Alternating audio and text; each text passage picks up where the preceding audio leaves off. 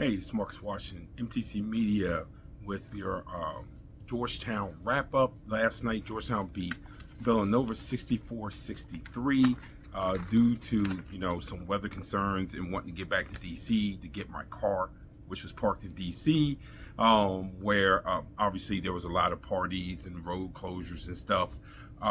For the inauguration, I had to get out of Finneran. At a relatively good time, so I wasn't able to do this last night. Georgetown 64-63 victory over Villanova at Villanova was the first time that Cal Neptune had lost to Georgetown. The Hoyas, I'm sure a lot of you guys watched this game. The Hoyas was led by PV's 24 points on 6 of 9 from 3, along with 9 of 16 overall. Jaden Epps looked as healthy as he's looked in a while. He had 15 points. He was 3 of 6 from 3. Georgetown was 10 of 26 from 3, which they need every part of it. Sorber did end up with 15 points and 11 rebounds, 3 for 14 from the field. But I give him a lot of credit, 9 for 10 from the free throw line.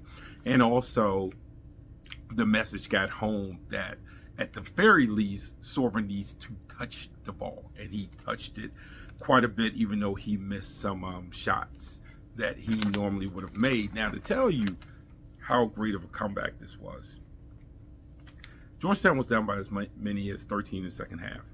At the 4:52 mark, after Longino hits the shot in the paint, Villanova's up 63-55. Mind you, at the 4:52 mark, Villanova has 63 points. Villanova ended the game with 63 points. And in there was some great defense. Georgetown's forced turnovers, some great defense on Dixon, especially when they went and ran the double and Dixon didn't look like he was prepared for it, and he turned it over. And there were some steals on the diamond press. I'll talk a little bit about that shortly. And they just took them out. And then there was a play with 2:40 left.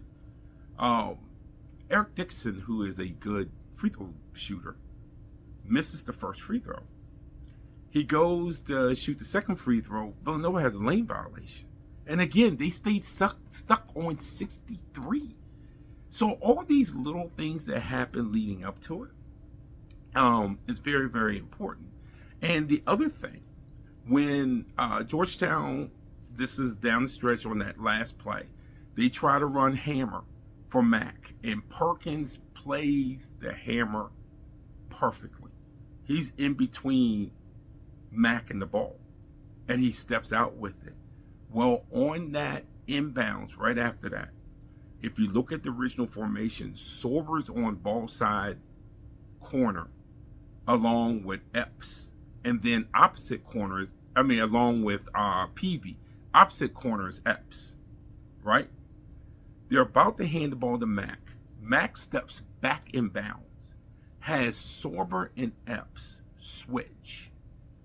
What does that do? That puts Epps on ball side. If you listen to the post game, you heard PV say on his drive that he knew they weren't going to help off the corner. That was because of that switch. It's because Epps was in the corner and not Epps was in the corner and not Sorber. And that was recognized by Mac.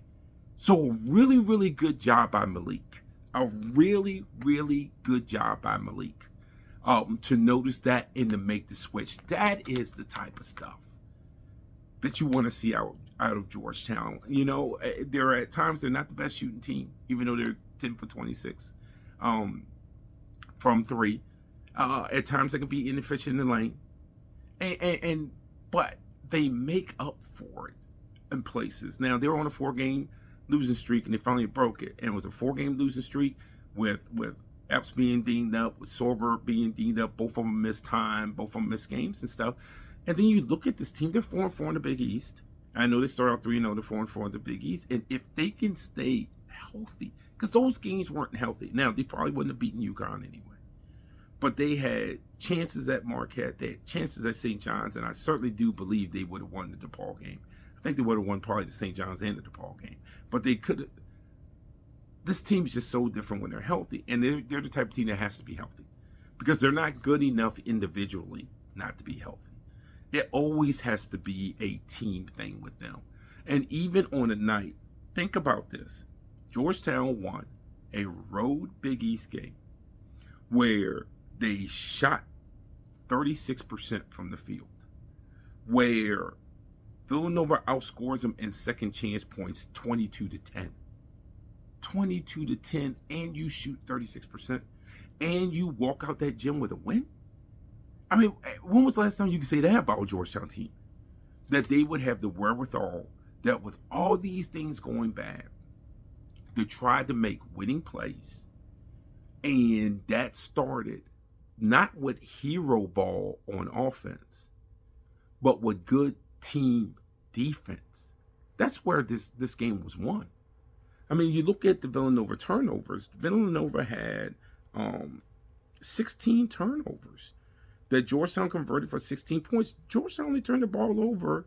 I mean, they only turned the ball over 8 times. They had 7 steals. They had 14 assists. Georgetown had 14 assists on 21 made baskets. I mean, that's 67%. 66.7, but 67%. So when Georgetown plays like this in a collection of all, and they're relatively healthy, not going to say that they're going to be Duke, but games like this where they can gut these games out, these are winnable games for them. And it showed last night. Now, getting back to the Diamond Press, this is, I mean, yeah, give Ed Cooley so much credit. And this is where sometimes people kind of poo-poo coaching. Would they like to be able to run that Diamond Press a lot more? Yes. They don't have the bodies to do so. So it's knowing when to run it and getting there. And Georgetown went small, and Ed talked about this at the postgame. Went small. When he went small, he knew they were able to do it.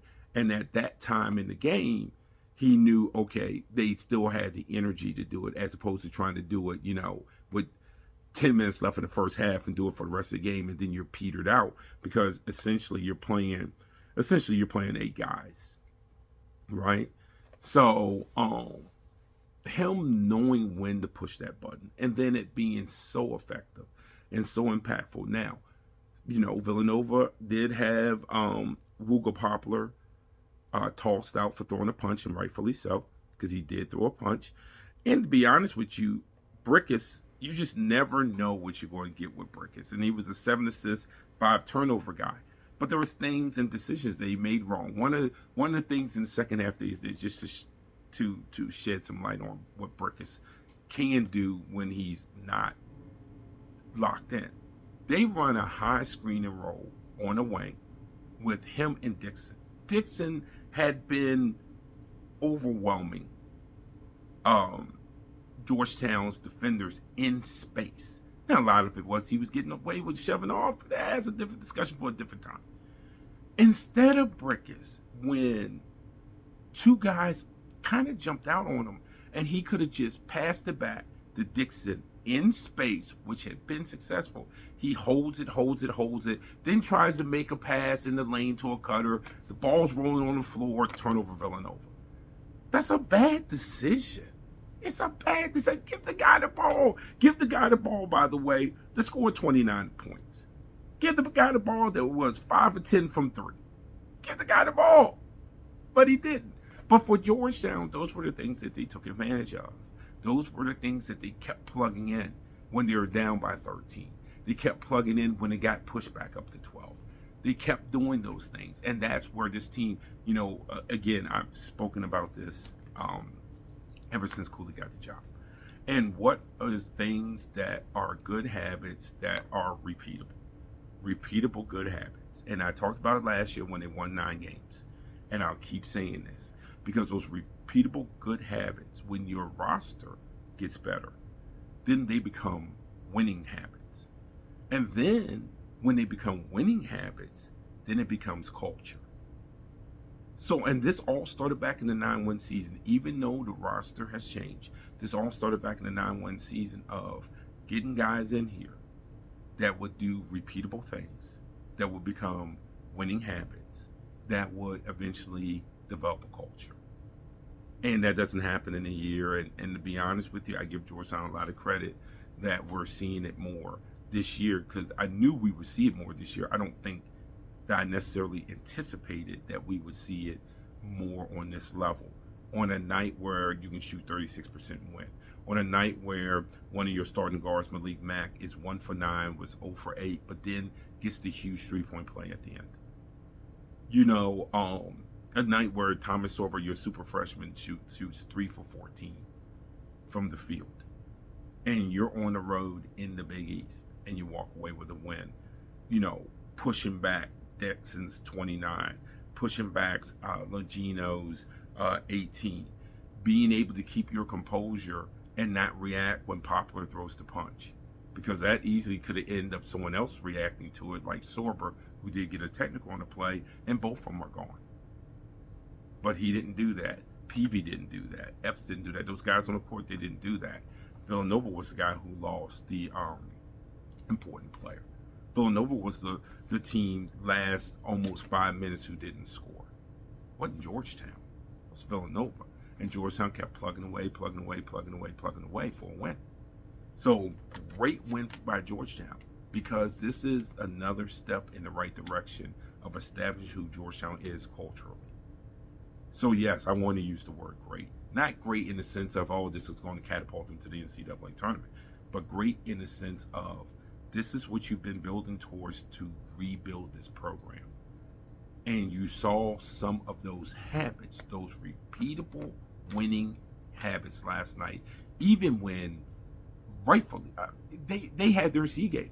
And you can talk about PV 6 for 9. He doesn't shoot that well from 3 usually. You can talk about Epps coming back and hitting some of the toughest threes that you could hit. You can talk about all those things. I can tell you what, for a generation, that thing was not happening with anyone with Georgetown or Hoyas across the front. So, yes, those are the things that happened last night, but those were the things that happened to teams that keep plugging away, teams that keep locked in, teams that are building a winning culture. It happens at Duke. It happens at all the best schools. They'll all have games where he's like, whoa, that guy shot that? Those guys were hitting that shot? But that's what happens when you have good culture, good players. And even though, like I said, individually, Georgetown, a lot of times will be, below individual talent of other teams, they are finding a winnable, repeatable formula to build a culture around. And that starts with the coaching staff. Great win for Georgetown last night. They are up again, and this time it would be against Providence, which won't get the same probably lead up hype that it got last year. Obviously, the people in Providence will be waiting for Ed, but Ed's coming in. Ed's coming in with a better team this time around. So we'll see what happens up at the Dunk. This is Marcus Washington, MTC Media.